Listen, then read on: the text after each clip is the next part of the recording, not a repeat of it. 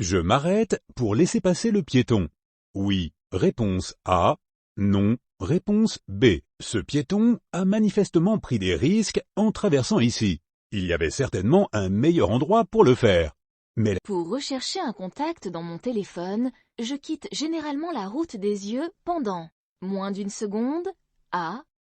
Environ une seconde, B. Plusieurs secondes, C.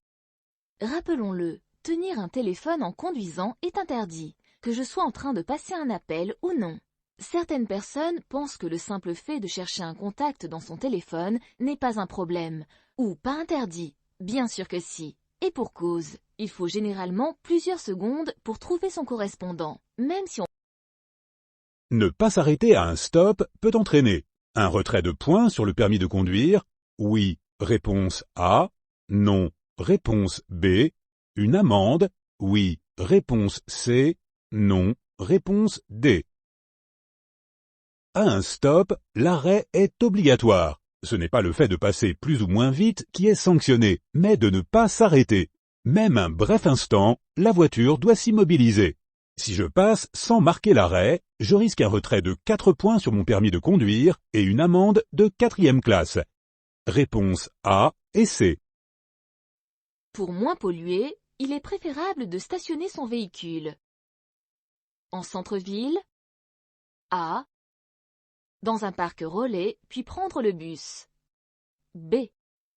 Un parc relais, c'est un parking généralement situé aux abords des grandes villes.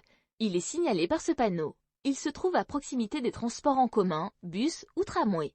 Cela évite de perdre du temps dans les bouchons, puis en cherchant une place pour se garer.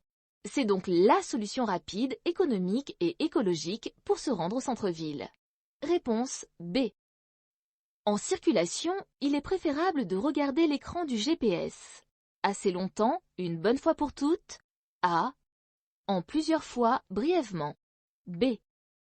Une fois le GPS programmé à l'arrêt, il est bien sûr nécessaire de consulter l'écran de temps en temps pour confirmer la route à suivre, même s'il faut privilégier le guidage vocal qui permet de garder les yeux sur la route. Pour regarder l'écran du GPS, il ne faut pas quitter la route des yeux trop longtemps. Ainsi, il est préférable de regarder l'écran à plusieurs reprises, mais brièvement. Se tromper de direction n'est pas dramatique. Avoir un accident, ça peut l'être. Réponse B.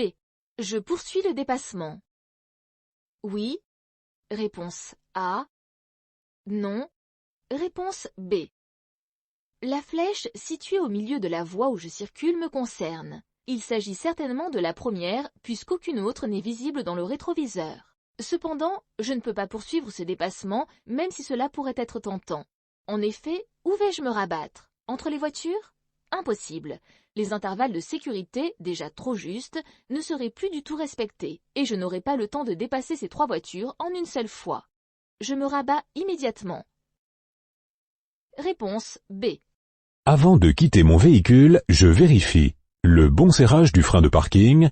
Oui. Réponse A. Non. Réponse B.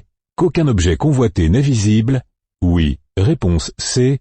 Non. Réponse D. Il y a quelques précautions à prendre systématiquement avant de quitter une voiture. D'une part, s'assurer que le frein de parking, le frein à main, aussi appelé frein de parquage, est correctement serré, même s'il s'agit d'une voiture automatique et que le sélecteur est sur P. Ensuite, vérifier que toutes les vitres sont remontées totalement. Vérifiez aussi qu'aucun objet convoité n'est visible.